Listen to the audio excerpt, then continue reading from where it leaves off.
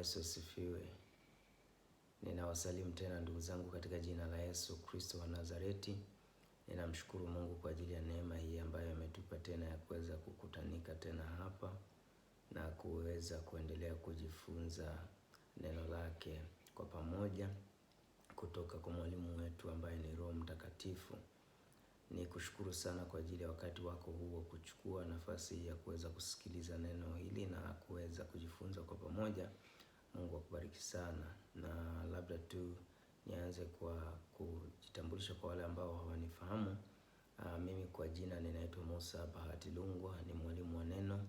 Mungu kanipa neema hii ya kuwa mwalimu wa neno na kufundisha neno lake na kuendelea kulisaidia kanisa katika kuendelea kukua na kuendelea kuimarika katika roho na kwa ajili ya kuendelea kufikia kwenye utimilifu wa Kristo na hata kufikia kwenye hatua ya kuweza kuingia kwenye huduma ya neno la Mungu na kuendelea kufanya kazi pia ya neno la Mungu kwa pamoja. Kwa hiyo nikushukuru sana. Basi tuingie katika neno letu la siku hii ya leo ambalo tutakaloenda kujifunza. Unaweza ukalipa neno la leo kichwa kwamba umuhimu wa kujua jukumu tulilopewa la kuilinda hii dunia na kila kitu tulichokabidhiwa na Kristo, umuhimu wake ni upi, na kwamba ni kwa nini sisi ndiye tunahusika katika ulinzi wa kile Mungu alichotukabidhi. Hili ni jambo la muhimu sana ambalo Mungu ameendelea kunisemesha, umuhimu wa kulinda kwa sababu aliyetukabidhi hii dunia na kila kitu ni sisi. Hakumkabidhi malaika yoyote yule au hakukabidhi viumbe wengine wote wale, alitukabidhi sisi wanawe ambaye aliyetuumba kwa mfano wake. Kwa hilo jukumu ni la kwetu sana. Basi ninaomba tuingie kwenye neno, tutazame neno kidogo. Tuanzie kwenye msingi. Kuna mambo fulani nataka tuyatazame kwa pamoja.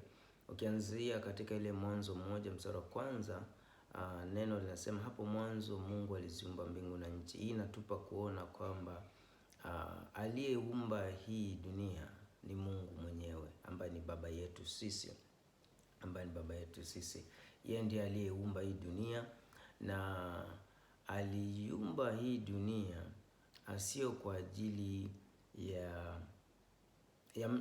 ya mtu mwingine yeyote yule, au kwa ajili ya malaika yoyote yule, ama kwa ajili ya shetani, ama kwa ajili ya kitu kingine chochote kile. Aliumba hii dunia kwa ajili yake mwenyewe, ili apate kuweza kutawala hii dunia kwa kupitia watoto wake. Na ndio maana unaona alipoumba hii dunia kuanzia mstari wa kwanza unapoendelea unaenda mpaka mstari wa 25, Mungu alipokuwa hapo kote anazungumza juu ya habari ya jinsi alivyoumba hii dunia. Alipofika kwenye mstari wa 26 ndipo akaanza kusema juu ya habari ya kumfanya mtu kwa mfano wake na kwa sura yake. Hii alipokuwa anasema kumfanya mtu kwa mfano wake na kwa sura yake, anazungumza habari ya kuzalisha watoto, yaani kuzalisha watu ambao watakao kuwa ni watoto wake, au watu watakao kuwa wana wake na watakao kuwa wanafanana na yeye. Na hiyo anaeleza sasa sababu ya kuwazalisha hao ilikuwa ni kwa sababu ya kuja kutawala kile alichokiumba. Sababu anasema na mstari wa 26, Mungu akasema na tumfanye mtu kwa mfano wetu na kwa sura yetu, wakatawale. Unaona hichi kitu anasema wakatawale samaki wa baharini, angalia, samaki wa baharini na ndege wa angani na wanyama na nchi yote pia. Unakumbuka kule mwanzo anasema aliumba mbingu na nchi. Sasa hapa anasema wakatawale samaki wa baharini na ndege wa angani na wanyama, anasema na nchi yote pia, manake na dunia yote pia.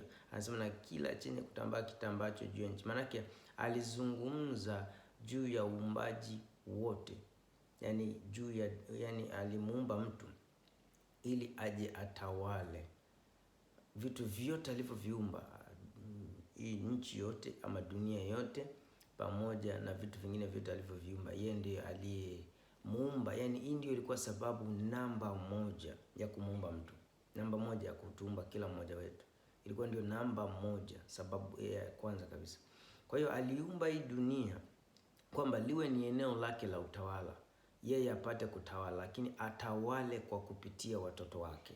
Na ndio maana alipofika hapa, baada ya kuwa ameumba, akasema na tumfanye mtu kwa mfano na kwa sura yetu. Nani? Yani tuzalishe watu ambao watakao kuwa kama sisi, ambao watakaoenda kutawala hii dunia kwa niaba yetu ama kwa ajili yetu. Na tunaona kwamba hilo ni jukumu alitupa la kutawala. Sasa mtawala siku zote yeye ndiye mlinzi wa hicho alichopewa kukitawala. Yeye ndio mlinzi. Mfano, rais yeye anapokuwa ni rais, lakini pia ni amri jeshi mkuu, ndio amri jeshi mkuu wa nchi nzima, ndio mlinzi namba moja wa nchi nzima, au ndio amri jeshi mkuu, kwa maana kwamba yeye ndiye mkuu wa ulinzi, au ndiye mkuu wa vikosi vyote vya ulinzi wa kulinda nini? Wa kulinda hiyo nchi, wa kulinda hiyo nchi na raia wake, wa kulinda hiyo nchi na raia wake. Kwa sasa utaona kwamba jukumu la ulinzi ni la yule anayetawala hiyo nchi. Hiyo ndio taratibu zilizoko, sio tu katika nchi tulizonazo, lakini pia hata katika ufalme wa Mungu. Katika ufalme wa Mungu, Mungu ambaye ndiye mtawala, yeye ndiye mlinzi wa kila kitu. Lakini kumbuka ya kwamba duniani Mungu yeye anatawala kupitia mtu, lakini pia analinda watu, analinda dunia na kila kitu kwa kupitia watu. Kwa hiyo unaona, halindi pasipo watu, analinda kwa ushirikiano na watu, kwa sababu yeye anaishi sasa hivi ndani ya watu, yuko ndani ya watu, wale watu waliomwamini, yuko ndani ya hao watu, na anatumia wale watu kwa ajili ya kuweza kulinda dunia, kama vile anapotumia hao watu waliowaumba kwa ajili ya kutawala. Ndio maana anasema na tumfanye mtu kwa mfano na kwa sura yetu, wakatawale.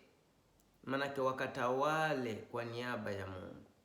Na ndivyo ilivyo pia, aliyemfanya mtu kwa mfano kwa sura, wakalinde hivyo vitu alivyowakabidhi waweze kulinda. Kwa jukumu la ulinzi wa hii dunia na kila kitu kilichoko kwenye dunia si wa Mungu peke yake pasipo mtu, ni Mungu anafanya kwa kupitia mtu, kwa ushirikiano wetu sisi. Kwa sababu kumbuka, sisi Mungu anafanya kazi kwa kupitia sisi, maanake yuko ndani mwetu, na akiwa anataka kufanya kitu ni lazima sisi tuweze kushirikiana naye. Labda nitolee mfano, tunashirikiana naye kivipi? Wewe unapokuwa unaingia mfano kwenye kuomba, Biblia anasema yeye ndiye atusaidia kwa kuomba kwa kuugua kusikoweza kutamkika. Manake yeye ndiye anafanya kazi ndani mwetu, anaomba kama jinsi anavyotaka yeye. Ikiwa ni kama anataka kuomba kwa ajili ya ulinzi, anaomba yeye kupitia sisi. Sasa sisi lazima tushirikiane naye, kwa sababu sisi tusipoingia kwenye kuomba au kwenda kuingia kwenye wakati wa kuomba ili tumpe sasa yafanye kazi ndani mwetu, hawezi kufanya kazi.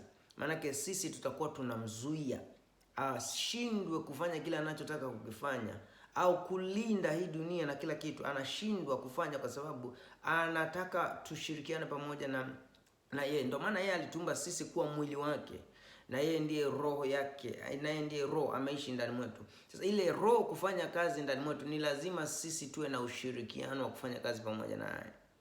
Mfano, anataka kwenda kuzungumza na mtu mwingine, hawezi kwenda yeye mwenyewe kwa sababu yeye ni roho, anaishi ndani mwetu. Sisi kama mwili ambaye tumembeba, tusipoenda kwa huyo mtu na kwenda kufungua kinywa chetu ili yeye aanze kuzungumza kupitia sisi na kusema na hao watu, Mungu hawezi kuzungumza na wale watu.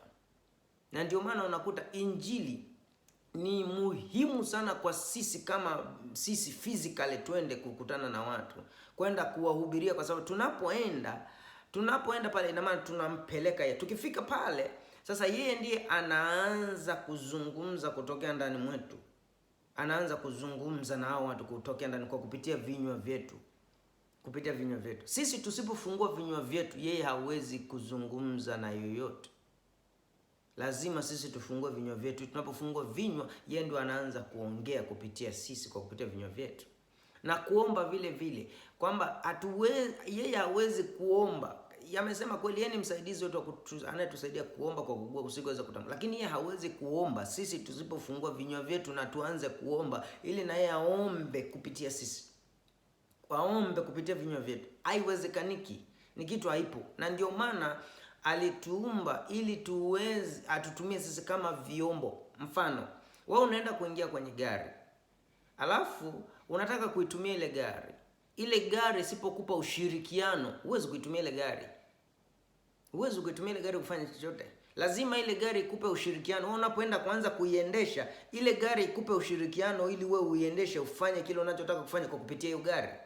Mfano, unataka kwenda labda unataka kwenda kubeba kitu. Unaona? Sasa unawezaje kwenda kubeba kitu? Yaani unaenda kubeba kitu kwa kupitia gari. Na unataka hiyo gari kupe ushirikiano wa kufanya kazi, injini wake ianze kufanya kazi, alafu uanze kuiendesha. Ndivyo ilivyo sasa. Na Roho Mtakatifu sisi ni kama gari, ni kama gari ambalo ndani mwake sasa, ambako mtu anakaa ndani ya hiyo gari, anaanza kuliendesha hilo gari. Anaanza kulitumia lile gari. Kwa hiyo utaona gari ni chombo tu, tunakitumia katika kufanya kile Mungu anachotaka tufanye. Lakini pia ndivyo hivyo na sisi ni vyombo. Mwili huu ni vyombo. Niseme huu mwili ni vyombo, lakini ile roho ya Mungu iliyoko ndani mwetu ndio yenyewe inatakiwa kutuendesha sisi na kufanya kazi na kutuongoza sisi na kutuelekeza sisi, alafu inafanya kwa kupitia sisi. Inafanya kwa kupitia sisi. Pasipo sisi kuwa na ushirikiano na hiyo roho, haiwezi kafanya chochote kwenye hii dunia. Na sisi ndio tutakao kuwa kikwazo au vikwazo vya kuzuia hiyo roho isiweze kufanya chochote kwenye hii dunia. Sasa utakuja kuona kwamba ndivyo hivyo ilivyo pia, hata tusipofika mahali, tusipoweza kutambua huu wajibu tulio nao wa kuweza kulinda hii dunia, hatuwezi kumpa Mungu ushirikiano na kumruhusu aweze kufanya kazi ndani mwetu na kutupa sisi kuweza kulinda hii dunia kwa njia ya maombi, lakini pia kwa njia ya kueleza ukweli hii dunia, kwa sababu unajua ukweli nao ni ulinzi wa kumlinda mtu na kumwepusha na vitu viovu na mabaya na vitu vingine kama hivyo. Na ndio maana unaona injili pia ni ya muhimu sana, kwa sababu injili inamwokoa mtu kutoka kwenye mabaya, inamtoa mtu kutoka kwenye mabaya, inamlinda yule mtu kutoka kwenye mabaya. Kwa ndio maana unaona injili ni ya muhimu sana katika kupeleka kwa watu, ili kuwasaidia watu, kuwalinda watu, lakini pia kuwaombea. Ni kitu cha muhimu sana, ni kitu cha muhimu sana. Kwa hiyo ni huu muhimu wa kuilinda hii dunia ni kitu kikubwa sana. Sasa labda niseme kwa nini tunatakiwa kuilinda hii dunia. Kwa sababu shetani, unajua sasa hivi shetani hana uhalali wa kuitawala hii dunia. Ngoja nikuonyeshe kwa sababu gani hana uhalali wa kuitawala hii dunia. Yesu Kristo alipoenda pale msalabani, alienda kwa ajili ya kwenda kulipa gharama ya kile mtu alichokifanya pale kwenye bustani ya Eden, au Adamu alipofanya pale kwenye bustani ya Eden, akaiuza hii dunia kwa shetani. Akaiuza hii dunia kwa shetani. Na ndio maana shetani kwenye Agano la Kale Biblia inasema yeye ndiye aliyekuwa anafahamika kama alikuwa ni mungu wa hii dunia, kwa sababu ndiye aliyepewa hii dunia kutoka kwa Adamu. Adamu aliuza hii dunia kwa nani? Aliuza hii dunia wapi?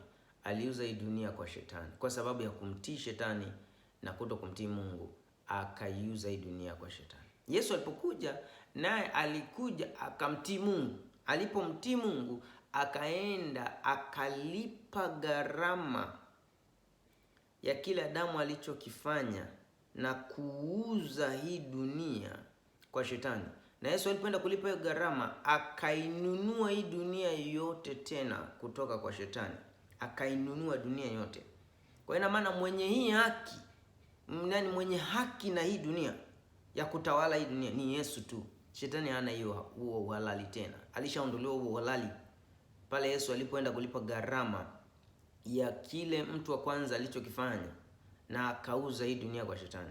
Kwa ina maana Yesu alipoenda kulipa gharama alinunua. Ndio maana pia Biblia inasema kwamba Yesu Kristo alinunua the whole field. Alipoona kwamba kwenye labda ngoja tusome. Kusoma katika ile Mathayo 13 inatuonyesha kabisa kwamba yani Yesu alinunua hii dunia nzima. Hapa kwenye hii Mathayo 13 anazungumza juu ya mifano, na hii mifano anazungumza juu ya habari ya mifano ya ufalme wa Mungu, mifano ya ufalme wa Mungu.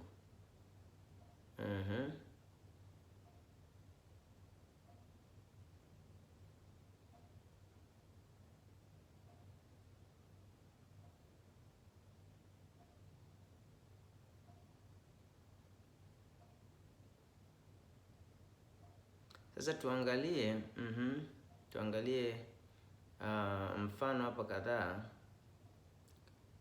Anasema mfano Mathayo 13:40 anasema hivi. Anasema tena ufalme wa mbinguni umefanana na hazina iliyositirika katika shamba, ambayo mtu alipoiona alificha, na kwa furaha yake akaenda akauza alivyo navyo vyote akalinunua shamba lile. Unaona? Akalinunua shamba lile.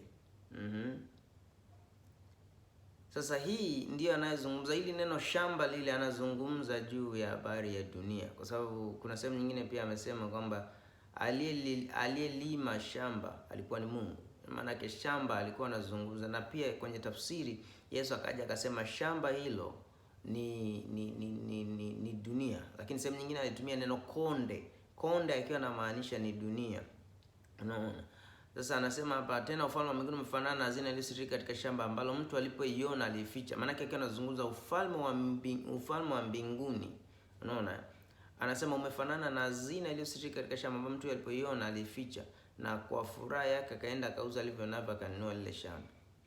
Hii ndio anazungumza ufalme wa Mungu ulichofanya au Yesu Kristo alichokifanya. Alienda alipoona ile hazina ambayo iliyokuwa imesitirika katika shamba, ambayo hazina hiyo ni ulimwengu huu na kila kitu kilichopo pamoja na sisi. Alipoona ile hazina ilikuwa imesitirika katika shamba kwenye ulimwengu, akaenda akalinunua hilo shamba lote, akanunua hii dunia yote kutoka kwenye mikono ya adui. Alipolinunua ikawa sasa ni mali yake. Sasa hivi ni mali ya Yesu hii dunia. Na sasa kwa kuwa ni mali ya Yesu, kumbuka Yesu ni baba yetu, ndiye aliyetuzaa sisi mara ya pili. Sasa kama ndiye aliyetuzaa sisi mara ya pili, na alipoondoka hapa alitukabidhi hii dunia, na alitukabidhi akatuambia sasa na tuende ulimwenguni kote tukafanye mataifa yote kuwa wanafunzi wake. Lakini pia alituambia kwamba sisi ndio tuchukue sasa hatamu ya kuanza kufanya kazi ya kuitawala hii dunia. Maana yake kufika mahali sasa kuanza kuteka mateka maeneo haya yote ambayo shetani ameyashikilia kwenye hii dunia na kuyarudisha mikononi mwetu, kwa sababu Yesu alipoenda pia aliponunua shamba alikuja akaturudishia mamlaka. Akaturudishia ile mamlaka tuliyokuwa tumeipoteza, tena alitupa mamlaka kubwa zaidi kuliko hata ile ya kwanza ambayo Adamu alichukua, shetani alichukua kwetu. Mamlaka hiyo ambayo Biblia inatuonyesha hapo ilikuwa ni mamlaka tu ya kutawala dunia na vitu vilivyoko, lakini Yesu alipokuja alitupa mamlaka kubwa sana, kwa sababu Yesu alitupa mamlaka yote ya mbinguni na duniani. Na akasema nendeni kwa mamlaka hii mwende mkafanya mataifa yote kuwa wanafunzi. Na hiyo maana yake ni kwamba alitupa mamlaka hiyo ya kutawala mataifa yote na dunia nzima, lakini pia alitupa mamlaka ya kuweza pia kuifanya hii dunia tena kurudi mikononi mwa Mungu, kwa maana kwamba kuteka mateka, kwa sababu shetani, Yesu alikwenda kununua hii dunia, lakini shetani alikuwa bado anaikalia hii dunia, lakini ile jukumu la kwenda kuirudisha dunia kwenye mikono yetu ilikuwa ni jukumu la kwetu. Yeye alitukabidhi tu mamlaka, lakini swala la kwenda kuirudisha hiyo dunia linakuwa ni mikononi mwetu. Labda nitolee mfano. Nchi inapokuwa labda imeuzwa, mfano tuseme labda nchi yako labda imeuzwa, unaona, kwa adui, imeuzwa kwa adui. Ilipokuwa imeuzwa kwa adui nchi yako, alafu yule ambaye aliyokupa hiyo nchi, unaona, akaja akalipa gharama ile iliyokuwa nadaiwa, iliyompa uhalali yule adui kuchukua nchi, akalipa ile gharama. Alipolipa gharama, ina maana yule aliyelipa gharama ndiye anapata uhalali wa kuweza kuipewa ile dunia tena. Alafu akishapewa yule aliyekuwa ameinunua hiyo dunia, yule mwenye aliyenunua dunia aliyenunua hiyo nchi, unaona, anakuja anakukabidhi wewe, anakuambia, bwana, hii nchi nimeshainunua, nimeshalipia gharama zote zilizokuwa zinadaiwa, zilizompa uhalali adui kuchukua nchi. Sasa ninachukua hii nchi, ninakukabidhi wewe. Lakini hiyo nchi ndani mwake ikiwa bado yule adui alikuwa anaishikilia, alikuwa alishaweka utawala wake maeneo tofauti kwenye hiyo nchi, alikuwa anaishikilia. Sasa maana yake ni kwamba hivi, au nitolee mfano mwingine. Kwenye ile nchi ya ahadi ambayo wana wa Israeli waliokuwa wamepewa na Mungu, ile nchi ya ahadi ile walikuwa wamepewa. Kumbuka Mungu aliamua kuwapa wana wa Israeli ile nchi. Japokuwa ile nchi ilikuwa inakaliwa na watu wengine, walikuwepo wale wa Hiti na watu wengine walikuwa wanakaa kwenye ile nchi. Unaona?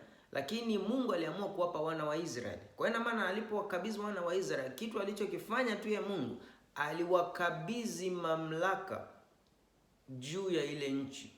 Na alipowakabidhi mamlaka juu ya ile nchi, aliwaambia waende waende wakateke mateka ile nchi, na waende waichukue ile nchi, alafu waweze wao kuishi pale. Unaona? Sasa angalia kilichotokea. Mungu yeye aliwapa tu mamlaka. Aliwapa ile haki ya kuweza kumiliki ile nchi na kuweza kuchukua ile nchi ili wao waweze iwe ni nchi yao. Lakini kitu kingine, akawapa nguvu, akawawezesha, akawapa ile mamlaka ya kuenda kuchukua ile nchi kutoka kwenye mikono ya wale watu ili waweze kuitawala wao. Kwa hiyo unaona sasa kwamba Mungu aliwapa hiyo nchi, lakini jukumu la kwenda kuichukua ile nchi kutoka kwenye mikono ya wale waliokuwa wanakaa pale, walikuwa wanaikalia, walikuwa wanaitawala ile nchi, ilikuwa ni jukumu la wana wa Israeli. Halikuwa jukumu la Mungu. Ilikuwa ni jukumu la wana wa Israeli. Wao ndio waliopewa hiyo kazi kwenda kufanya. Wakachukua hiyo dunia, hiyo nchi kutoka kwenye mikono ya watu.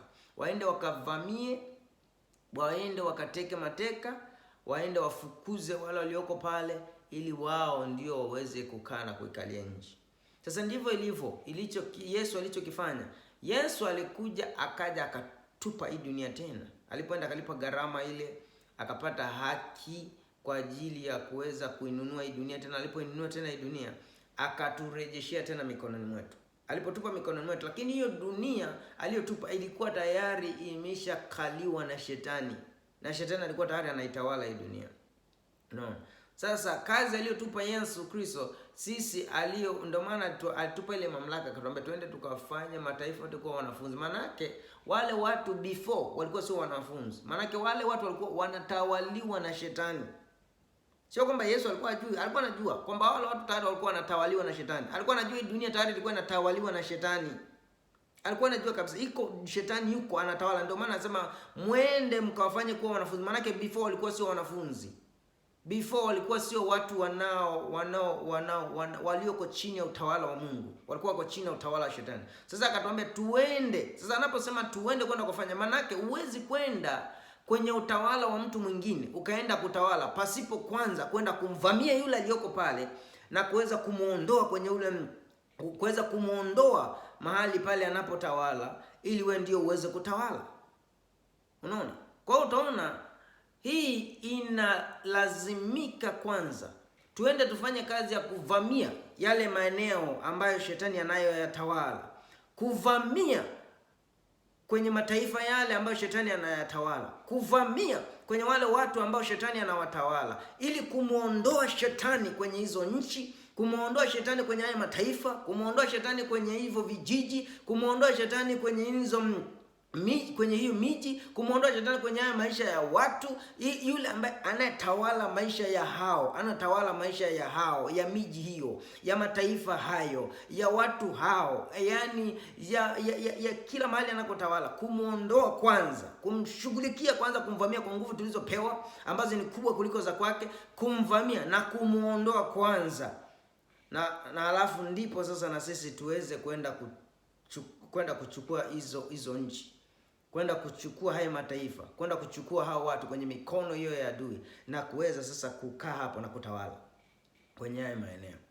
Kwa hiyo utaona, yani kazi hii ni ya kwetu, kazi hii ni ya kwetu. Ni lazima sisi ndio tunayepaswa kuifanya hiyo kazi ya kwenda kuteka mateka, kwenda kuteka mateka yale maeneo ambako bado yameshikiliwa na shetani, kuteka mateka mataifa yale ambayo bado yameshikiliwa na shetani, kuteka mateka wale watu ambao bado wameshikiliwa na shetani, ili kuweza kumuondoa shetani kwenye haya mataifa au kwenye hizo nchi au kwenye haya maeneo au kwa hao watu, na kuweza kuwachukua wale watu kutoka kwenye mikono ya shetani na kuwaleta kwa Mungu, na kuwaleta kwa Mungu, na kuwaleta kwa Mungu, na kuwaleta kwa Mungu. Kwa hiyo hatuwezi kuweza kufika mahali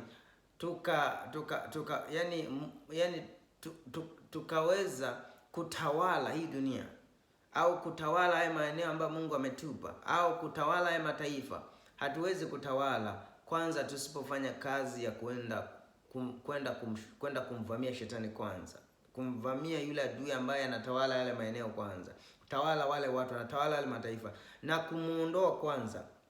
Ni lazima sana. Hii ndio taratibu wa falme zinavyofanya kazi. Huwezi ukaenda kutawala kwenye ufalme wa mwingine pasipo kwanza wewe kwenda kufanya kazi ya kuvamia kwanza na kumuondoa yule anayetawala pale kwanza, ndio uweze kuteka mateka yale maeneo, au ndio uweze kuteka mateka wale watu na kuwachukua wale watu kutoka kwenye mikono ya hao wafalme wanaotawala hayo maeneo, au kwa huyo adui anayetawala hayo maeneo au hayo maisha ya hao watu au mataifa hayo. Ni ngumu, ni kitu ambacho hakiwezekani. Na ndio maana utaona kwamba umuhimu wa sisi kuweza kufanya hiyo kazi ni mkubwa sana, kwa sababu sisi tusipofanya hiyo kazi, Mungu mwenyewe hawezi kuja kufanya, kwa sababu yeye ni nje utaratibu. Aliweka utaratibu huo mwenyewe kwamba hii kazi ni lazima afanye mtu. Yeye atampa mamlaka, yeye ndiye anafanya. Ndio maana hata mwanzo alipoumba dunia, alipokamilisha akamkabidhi mtu mamlaka, akamwambia dunia hii hapa, nenda katawale. Swala la kutawala kule ilikuwa ni swala la mtu, sio swala la Mungu, ilikuwa ni swala la mtu. Na ndio maana responsibility hii sasa hivi tena ya kutawala dunia hii. Lakini kumbuka, huwezi ukatawala pasipo kwanza kuondoa yule ambaye alikuwa anatawala kabla yako. Aondoke kwanza, umshughulikie yule aliyekuwa anatawala kwanza, aondoke. Yaani hiyo ni muhimu. Niwaambie ndugu zangu, tusijidanganye tu unaweza kwenda kutawala eneo lolote au taifa lolote au mtu yoyote au mahali popote pale usiposhughulikia kwanza yule anayetawala pale, umuondoe kwanza. Yaani huwezi ukaenda kutawala au ni kitu hakipo kwenye taratibu za kiutawala au za nani hizi za taratibu hizi za kiutawala, haipo. Hamna mtu ambaye ana utawala eti anataka kwenda kuwa mtawala sehemu asipoenda kumuondoa kwanza yule aliyekuwa anatawala pale. Ni impossible. Huwezi ukatawala. Ni lazima kwanza umshughulikie yule aliyekuwa anatawala before. Aondoke kwanza. Alafu ndipo sasa wewe uweze kuingia kwenda kutawala hapo.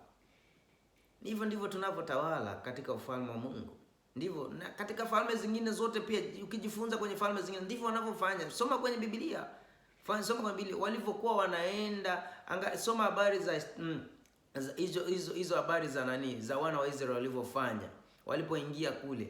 Yaani Joshua alikuwa anaenda kupigana vita baada ya vita, anaenda kuwavamia wafalme, anaenda anawaua wale wafalme au anawaondoa wale wafalme na watu wote walioko pale, anachukua yale maeneo. Hivyo hivyo anakwenda hivyo hivyo anafanya. Leo anavamia hapa, kesho anavamia pale, kesho anavamia kwenye ufalme huu, kesho anavamia kwenye ufalme ule. Anakwenda hivyo hivyo, anaenda anateka yale mateka, anaondoa wale walioko pale, anawaua wafalme, anateka mateka wale, na wale watu wanaondolewa, wanakamata wale maeneo, wanatawala yale maeneo. Ndivyo hivyo ilivyokuwa anakwenda hivyo hivyo. Alikwenda Joshua pamoja na wana wa Israeli walitumia system hiyo, wakaenda yani eneo moja baada ya jingine, yani ufalme mmoja baada ya mwingine, ufalme mmoja baada ya mwingine. Kwa falme zile zote zilizokuwa zinatawala kwenye yale maeneo, Joshua alizitawala, aliingia na akazivamia na akazitawala kwa system hiyo karibia maeneo yote. Yakabakia baadhi Joshua kumaliza hiyo kazi, Daudi akaja akafanya hiyo kazi tena. Akaendelea kufanya hiyo kazi, akaendelea kwenda kuvamia maeneo ambayo yalikuwa bado yameshikiliwa na wale watu ambao wao wana wa Israeli walikuwa wamepewa. Akaendelea kuvamia na anaua wale wafalme au anawaondoa wale wafalme, wanavamia yale maeneo, wanateka yale maeneo, wanachukua, wanaweka chini ya utawala wao. Unaona? Sasa ndivyo ilivyo na sisi kwenye ufalme wa Mungu, ndivyo hivyo tunavyotakiwa kutawala. Lazima tuende kuvamia yale maeneo ambako shetani ameyashikilia. Tuende kumuondoa adui kwanza kwenye yale maeneo, alafu ndio tuweze kukamata yale maeneo na kuyaweka chini ya utawala wa Mungu. Ndivyo tunavyotawala. Lakini sasa yale maeneo tunapokuwa tayari tumeyachukua na kuanza kuyatawala, tukumbuke sasa jukumu la kulinda yale maeneo, jukumu la kulinda wale watu walioko kwenye yale maeneo, jukumu la kulinda hayo maeneo na wale watu walioko kwenye maeneo. Ile jukumu linakuwa ni la kwetu, kwa sababu tayari sisi tumeingia kuwa ndio tumevamia, tumemuondoa shetani, tumeondoa wale mapepo waliokuwa natawala maeneo, na tumevamia, tumechukua yale maeneo. Sasa jukumu sasa hivi la kulinda yale maeneo linakuwa ni la kwetu sisi tunayetawala haya maeneo. Linakuwa ni la kwetu la kulinda maeneo na kulinda wale watu walioko kwenye haya maeneo. Lazima sisi ndio tuwalinde, lakini pia lazima pia tuweze kusimamia kusudi la Mungu kwenye haya maeneo. Lazima pia tusimamie kusudi la Mungu kwenye haya maeneo ili liweze kutimia kwenye haya maeneo, kwa sababu hatujapewa tu kuja kutawala, lakini kutawala, kumbuka sisi tunatawala kwa kutumia ufalme wa Mungu. Kwa hiyo maana ufalme wa Mungu ukija, maana yake ni lazima mapenzi ambayo tutakayohakikisha atimie hapo kwenye haya maeneo ni mapenzi ya Mungu tu, na sio mapenzi ya adui, kwa sababu adui hayuko hapo, haruhusiwi tena kuwepo hapo. Ukiendelea kulinda, manake hutaki awepo tena hapo, kwa sababu na mfalme uwezo ukaruhusu mtu mwingine anayetawala eti aje atawala eneo lako wakati unatawala. No, hairuhusiwi. Hiyo haipo kwenye taratibu za kiutawala. Lazima wewe ndio ushike hatua ya kulinda ile eneo, ushike hatua ya kulinda ile eneo, ushike hatua ya kulinda hao watu ambao ndio walioko kwenye ile eneo unakotawala. Ushike eneo la kuhakikisha mapenzi ya Mungu ndio yanayotimia, ufalme wa Mungu ndio unakuepo kwenye ile eneo, unatawala kila sehemu, na sio tu kwenye vitu, sio tu kwenye maeneo, lakini pia kwa watu walioko kwenye maeneo. Lazima uhakikishe ufalme wa Mungu unatimia, lazima mapenzi ya Mungu yanatimia, unaona, kusudi la Mungu linatimia. Na ndio hapo sasa utakuja kujikuta lazima sasa uhakikishe injili, lazima uhakikishe injili inaenda kwenye maeneo yote, inaenda kwenye maeneo na inawafikia watu, kwa sababu Mungu, kumbuka, Mungu anatawala kwa watu, anatawala kwa njia ya neno, kwa njia ya Roho wake Mtakatifu. Anatawala kwa njia hiyo, kwa njia ya neno na kwa njia ya Roho Mtakatifu. Anapeleka neno kwa watu, na lile neno anaenda pale kuwashawishi watu kuona je, ufalme ulioko, ufalme wa Mungu ulivyo na umuhimu mkubwa kiasi gani, na ni ufalme ambao ndio wenye nguvu kuliko ufalme mwingine wowote. Kwa hiyo anaenda kuwashawishi watu, anaenda kwa nguvu ya Roho Mtakatifu kushawishi watu, na anaenda pia kuwasaidia wale watu kuweza kuelewa umuhimu wa ufalme wa Mungu.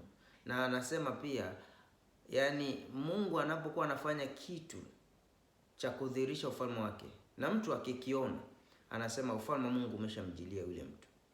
Sasa ni kuhakikisha pia unafanya mambo makubwa kwenye ile eneo ili ufalme, watu wauone ufalme wa Mungu, waone nguvu ya ufalme wa Mungu. Na mtu yote anapoona ufalme wa Mungu una nguvu zaidi ya ufalme wa giza, nani atakayetamani ufalme wa giza? Yaani ufalme wa Mungu wenyewe unajiuza wenyewe, inategemeana tu unaudhirisha kiasi gani kwa watu. Watu automatically watajikuta wanaupenda ufalme wa Mungu, sababu hakuna anayependa weak ufalme. Anapenda ufalme ambao uko dhaifu, hauna nguvu. No, nani anapenda? Watu wanapenda ufalme wenye nguvu. Kila mtu anataka hicho kitu. Hamna mtu anapenda ufalme wa ovyo ovyo. Anapenda ufalme ulio imara, ufalme wenye nguvu, ufalme ulio bora, ufalme ambao unampa maisha mtu anayependa mazuri. Na ufalme wa Mungu ndio unatupa hivyo vitu. Ufalme wa giza hautupi hata kitu kimoja kizuri, hamna hata kimoja. Hamna hata kimoja, hamna. Na ndio maana Mungu anasema kabisa, adui huja ili aue, ili aharibu. Unaona? Ndivyo anavyofanya. Kwa hiyo hakuna chochote adui anachoweza kumpa mtu kikawa ni kizuri. Hamna hata kimoja. Kwa hiyo hamna anayependa kukaa kwenye ufalme wa jinsi hiyo. Hamna. Kwa hiyo ufalme Mungu unajiuza, ila tunategemea sisi wenyewe tunauzaje ufalme, tunaudhihirishaje ili watu waone. Unajiuza wenyewe. Yaani inategemea na sisi tunawaonyeshaje watu ufalme wa Mungu, nguvu ya ufalme wa Mungu, uwezo wa ufalme wa Mungu, upendo wa ufalme wa Mungu. Yaani mambo yote yale mazuri ya ufalme wa Mungu tunawaonyeshaje watu waone yale mambo. Wakiona yale mambo, mbona watu wanaenda kujiuza wenyewe kwenye ufalme? Wanajiuza wenyewe kwenye ufalme. Yesu Kristo alisema katika ile Isaya, ngoja nisome. Hapo ndio unaweza ukaona kwamba Yesu Kristo alishetuambia ufalme wa Mungu unajiuza wenyewe. Unajiuza wenyewe. Inategemeana tu unaudhirishaje kwa watu na watu wauone huo ufalme. Unaona? Anasema hivi kwenye Isaya 60. Anasema hivi.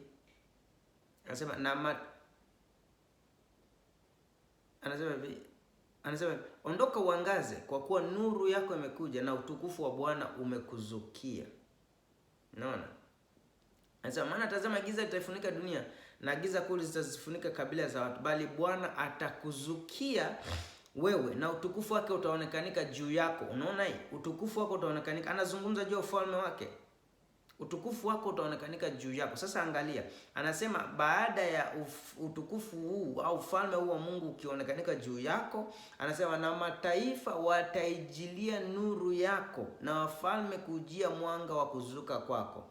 Anaangalia mstari wa 4, anasema inua macho yako utazame pande zote, wote wanakusanyana, wanakujia wewe, wako watakuja kutoka mbali na binti zako watabebwa nyingine. Anasema ndipo utakapoona na kutiwa nuru na moyo wako utatetemeka na kukunjuka, kwa kuwa wingi wa bahari, wingi wa watu utageuzwa kukujia na utajiri wa mataifa utakuasilia.